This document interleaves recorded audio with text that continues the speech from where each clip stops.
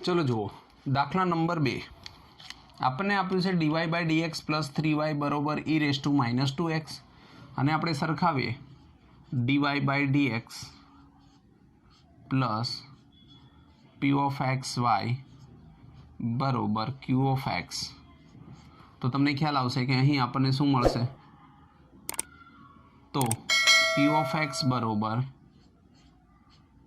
of x બરોબર કેટલા મળ્યા 3 અને q of x બરોબર મળશે e−2x ઓકે હવે આપણે શું શોધવાનું હોય તો કે if શોધવા માટે આપણે શું કરશું if બરોબર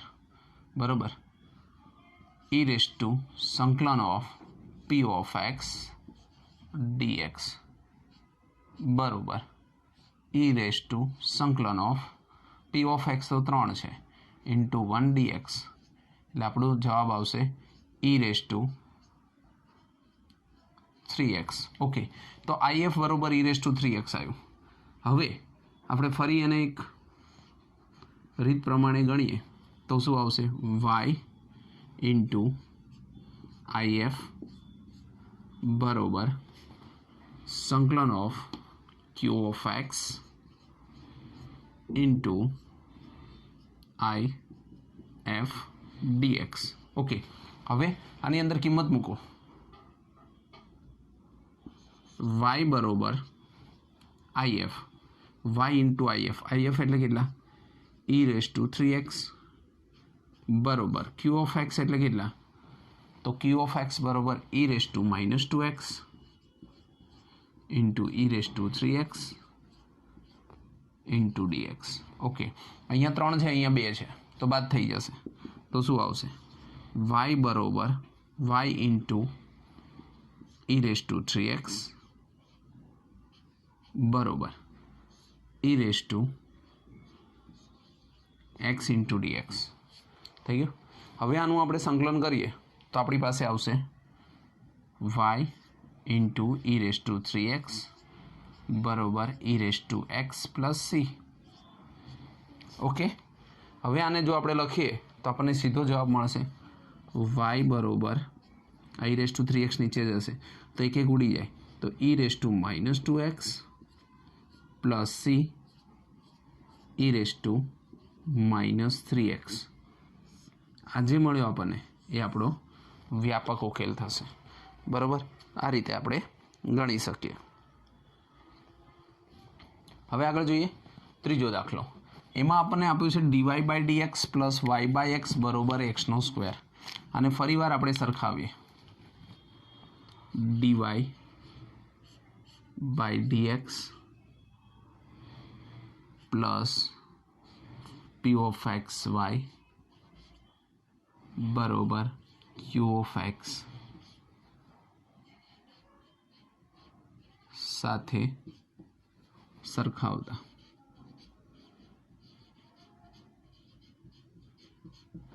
બરાબર આની સાથે આપણે સરખાવશું તો આપણને શું મળશે p of x y નહીં લેવાનો એનો મતલબ કે p of x બરોબર 1/x y નહીં લેવાનો એટલે શું વધ્યું 1/x અને q of x બરોબર x² કે થઈ ગયું અહીંયા p of x મળ્યું હવે આપણે શેની જરૂર છે તો કે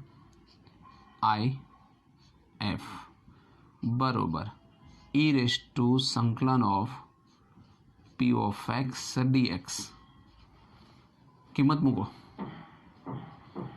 e−1/x dx 1/x એટલે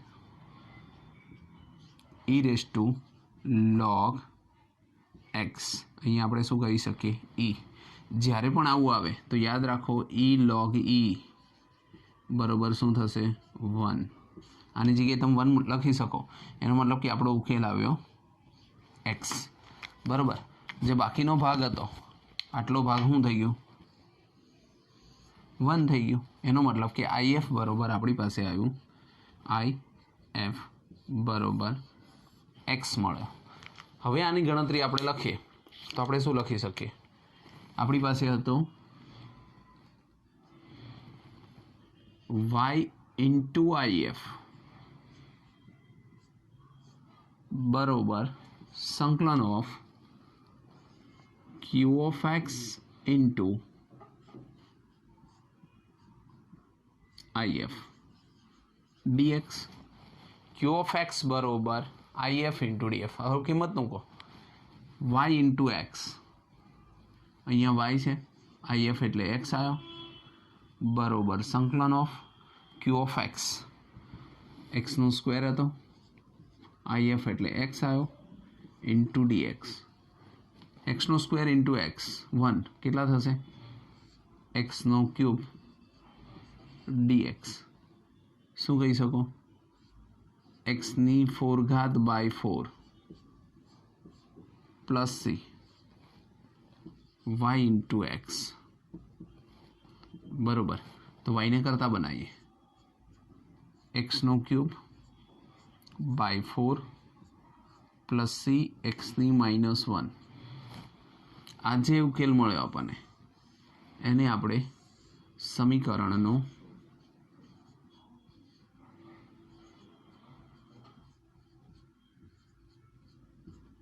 વ્યાપક ઉકેલ કહી શકીએ. સમીકરણનો કેવો ઉકેલ છે, વ્યાપક ઉકેલ. તો આ રીતે આપણે દાખલા ગણી શકીએ. ચલો જુઓ દાખલા નંબર 4, dy by dx plus sec x into y બરોબર tan x. તો અહીંયા આપણે જોઈએ તો આ જે પદ આપ્યું છે આપણને sec x ઇન્ટુ y, એ આપણને ખ્યાલ આવી જાય કે આપણને સીધો p of x જ આપ્યું છે. આ પદ આપણે જોઈએ તો આપણને શું આપ્યું છે, તો કે sec x. તો આપણે અહીંયા લખી શકીએ p of x બરોબર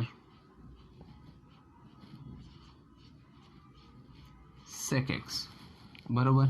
અને અહીંયા જે પદ આપ્યું છે આપણને tan x, એ સામે શું આપેલું છે, તો કે q of x છે બરોબર.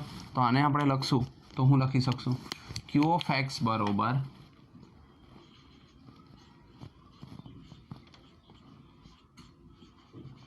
tan x થઈ ગયું. હવે આપણે જ્યારે આને IF આપણે શોધવાનો હોય, p of અને kx આપણે સરખાઈ દીધા. હવે આપણે ડાયરેક્ટ લખશું, y ની આગળનું પદ હોય એને p of x કહેવાય. હવે આપણે જ્યારે એને IF શોધવા જઈએ,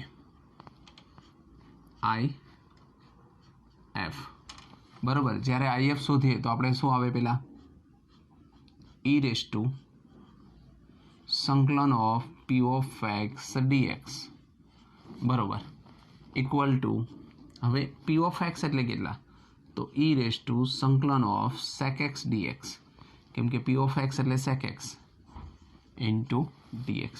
તમે આનું જ્યારે સંકલન કરો તો શું આવશે, e raise to log mod sec x પ્લસ tan x બરોબર. sec x નું વિકલન આવું થઈ જાય, પણ e log e હોય એટલે 1 થઈ જાય. તો આપણો જવાબ આવશે sec x પ્લસ tan x.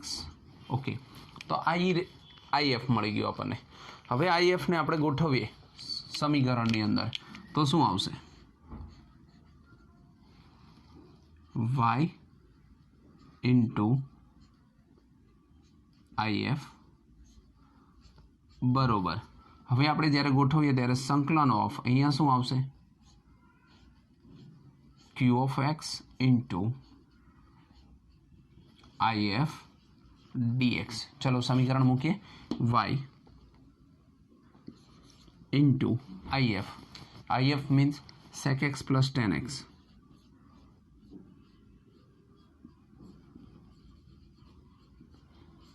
બરોબર q of x એટલે tan x into sec x plus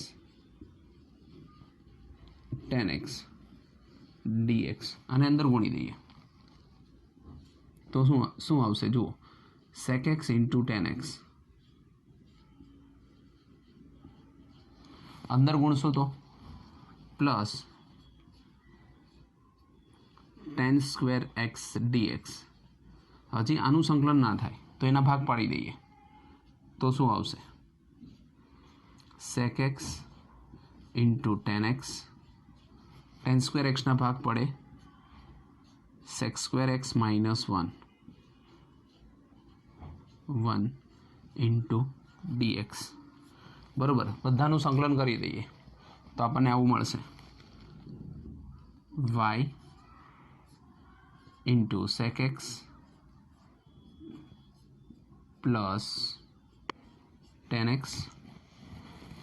બરાબર, તો આપણને સામે શું મળશે?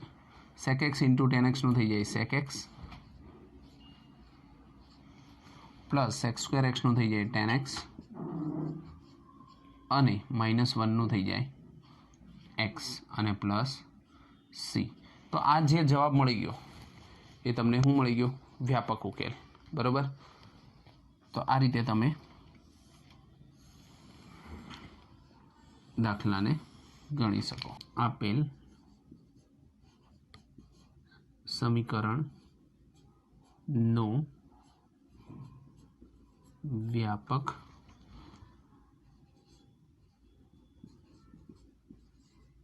ઉકેલ છે. હવે બીજો દાખલો જોઈએ. અહીંયા તમને આપેલો જ છે cos square x dy by dx plus y tan x. અહીંયા ડીવાય બાય ડીએક્સ તો છે પણ એકલા નથી, એની સાથે કંઈક છે. શું આપેલું છે આપણને? cos square x.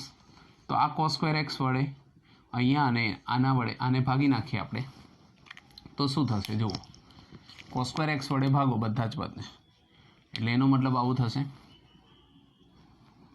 dy by dx plus y છેદમાં cos સ્ક્વેર એક્સ બરોબર ટેન એક્સ અને છેદમાં cos સ્ક્વેર એક્સ. હવે પદ ગોઠવો. બરાબર, મેં બધાને cos સ્ક્વેર એક્સ વડે ભાગી નાખ્યા. પહેલા પદને ભાગ્યું ને 1 થઈ ગયું. એનો મતલબ કે આપણી પાસે આવશે dy by dx plus 1 upon cos square x, એટલે આપણે અહીંયા લખી શકીએ sec square x into y બરાબર. અહીંયા 10 છે અને 1 અપન cos સ્ક્વેર એક્સ, તો આપણે શું લખશું? Ten x into sec square x. Okay, હવે આને સરખાઈએ તો આપણને શું મળશે? p ઓફ એક્સ બરોબર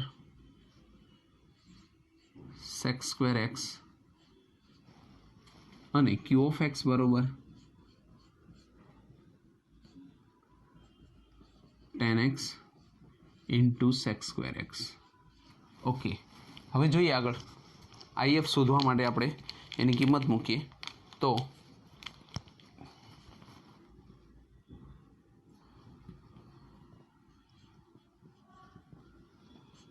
IF બરોબર e રેઝ ટુ સંકલન of p of x dx. Okay, બરોબર e રેઝ ટુ સંકલન ઓફ p ઓફ x એટલે શું આવશે? sec સ્ક્વેર એક્સ અને dx. હવે sec સ્ક્વેર એક્સનું શું થાય? તો ટેન એક્સ થાય, તો e raise to tan x. Okay, આ IF મળી ગયું. હવે IF મળ્યા પછી આપણે શું કરીએ? તો આપણે એની કિંમત મૂકીએ સમીકરણમાં y ઇન્ટુ IF બરોબર સંકલન of q of x into IF into dx. Okay, બધાની અંદર બધા દાખલામાં એક જ સરખી પેટર્ન છે. આની આ જ વસ્તુ કરવાની, IF શોધવાનો, પછી yની અંદર q ઓફ એક્સ આ રીતે સમીકરણ મૂકવાનું. હવે IFની કિંમત મૂકી દો તો શું આવશે? y into e raise to tan x બરોબર q ઓફ એક્સ શું આપેલું હતું? Tan x into sec square x અને IF મૂક્યો, QX મૂક્યો. IF શું હતો? e raise to tan x into dx.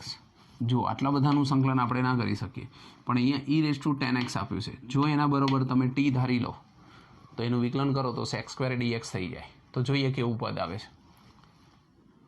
i1 અને i1 નામ આપી દઈએ. તો i1 બરોબર 10x into sec² x into e⁻10x okay into dx. અહીંયા આપણે આદેશ લઈએ 10x બરોબર t. આદેશ લેતા તમે 10x બરોબર t આદેશ લઈશો તો 10xનું શું થઈ જશે? sec² x dx બરોબર dt. બરોબર, જ્યાં sec² x dx હોય અહીંયા dt થઈ જાય. તમે જોઈ શકો sec² x dx એની જગ્યાએ શું થઈ જશે? dt. હવે આની આ કિંમત આપણે સમીકરણમાં મૂકીએ. i1 બરોબર sec² x dx બરોબર dt. તો અહીંયા શું લખાશે? dt. 10x બરોબર તમે શું લીધું? t. તો t ઇન્ટુ e⁻t. ઓકે, આનું ખંડસ્થ સંકલન કરતો t એમનું સંકલન of e⁻t dt minus d by dt e⁻t t into e⁻t dt અને dt. ઓકે, હવે t એમનું e⁻t નું e⁻t માઇનસ t નું 1 અને સંકલન ઓફ e⁻t ઇન્ટુ dt. ફરીવાર t into e⁻t minus e⁻t નું e⁻t અને પ્લસ c. આ i1 મળ્યો આપણને. શું મળ્યું? તો કે i1. આ જે i1ની કિંમત છે એને સમીકરણમાં મૂકીએ આપણે. ક્યાં હતું આપણી પાસે સમીકરણ? તો અહીંયા સમીકરણ હતું કે જ્યાં આપણે શું કર્યું હતું? i1 મૂક્યા હતા. એટલે કે આને સમીકરણ 1 આપ્યું હોય. બરાબર, તો આટલો જે ભાગ છે એને સમીકરણ 1માં મૂકીએ આપણે.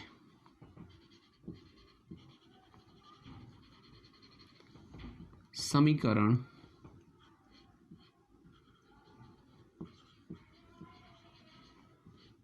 1માં મૂકતા તમે સમીકરણ 1માં મૂકશો તો શું આવશે? જુઓ, તો આપણી પાસે હતું y ઇન્ટુ e⁻10x અને અહીંયા શું આવ્યું? ટીની જગ્યાએ 10 મૂકો.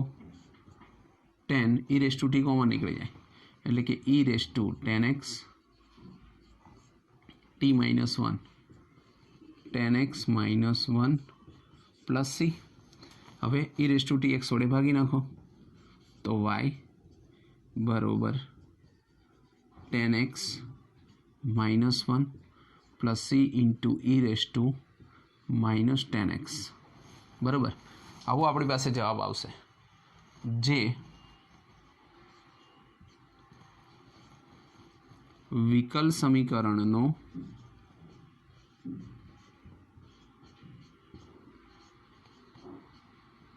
વ્યાપક ઉકેલ છે. બરાબર, એટલે આ જે સમીકરણ આપણને મળ્યું એ વિકલ સમીકરણ જે આપેલું હતું આપણે એનો વ્યાપક ઉકેલ છે. તો આ રીતે આપણે ગણી શકીએ.